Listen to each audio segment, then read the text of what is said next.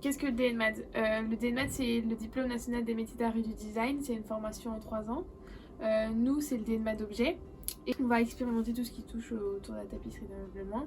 Pour moi, le DNMAD, c'est beaucoup d'expérimentation, c'est en apprendre énormément sur l'histoire de l'art, sur la conception des objets.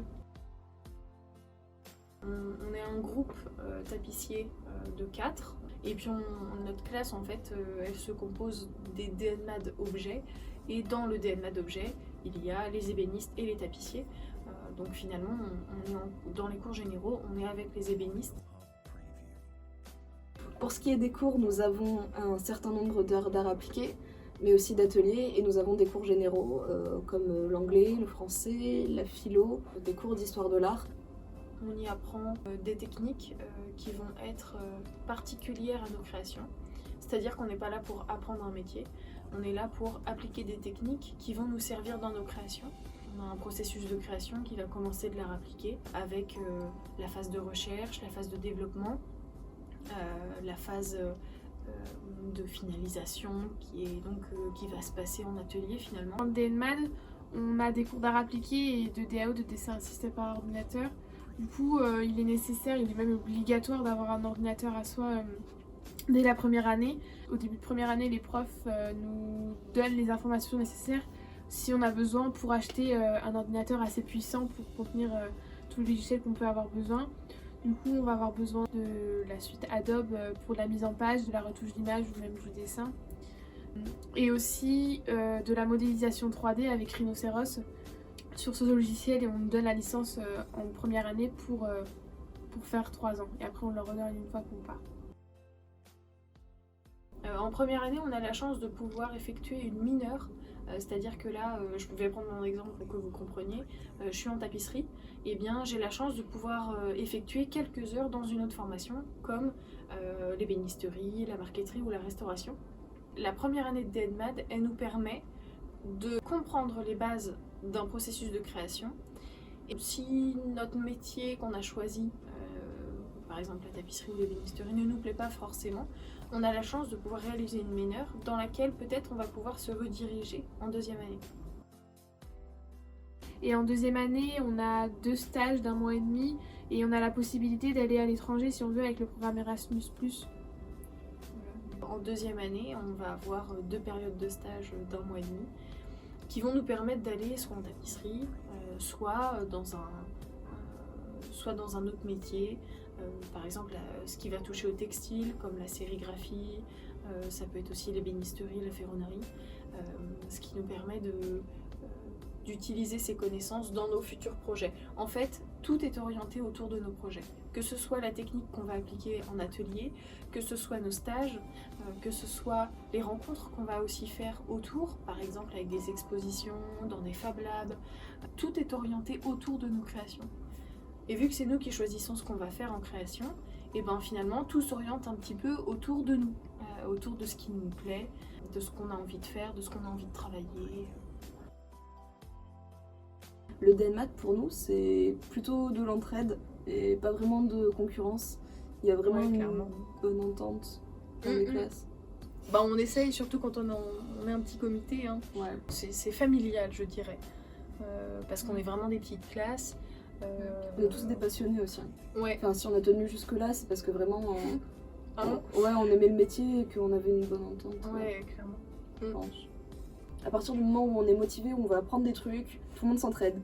C'est vraiment cool. Il y a un rapport vraiment différent comparé au bac pro.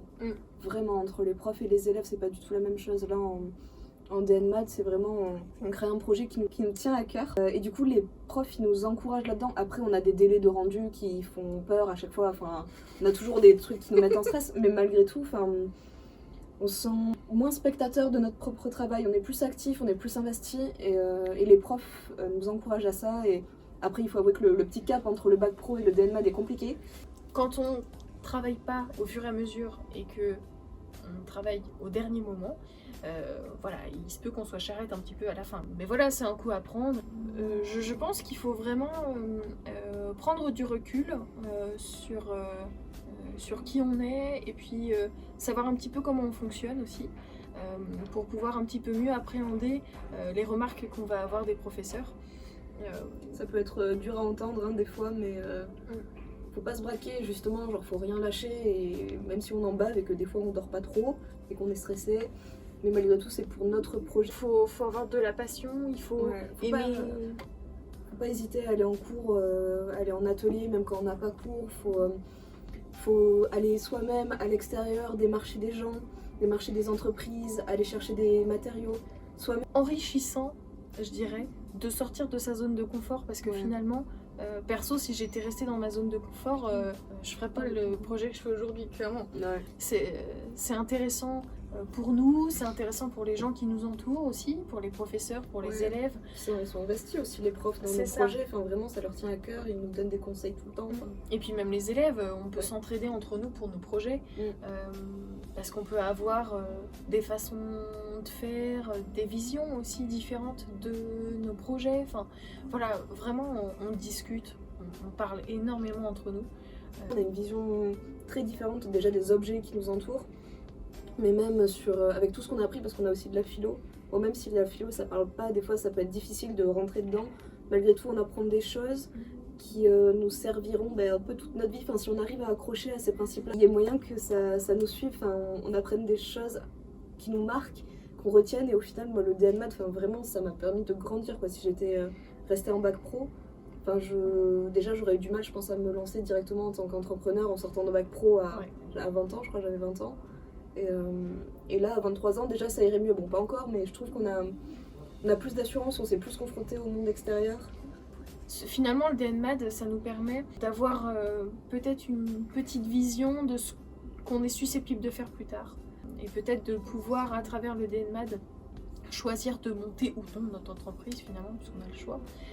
Et puis finalement, le DNMAD, c'est aussi une porte d'ouverture vers des études supérieures à la licence, puisque finalement, avant, le DMA, c'était sur 2 ans.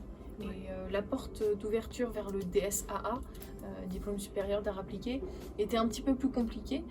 Et là, finalement, avec 3 ans, avec une licence qui est reconnue à l'étranger, en Europe. C'est pour ça que le DMA est devenu DNMAT, pour que ce soit reconnu dans toute l'Europe.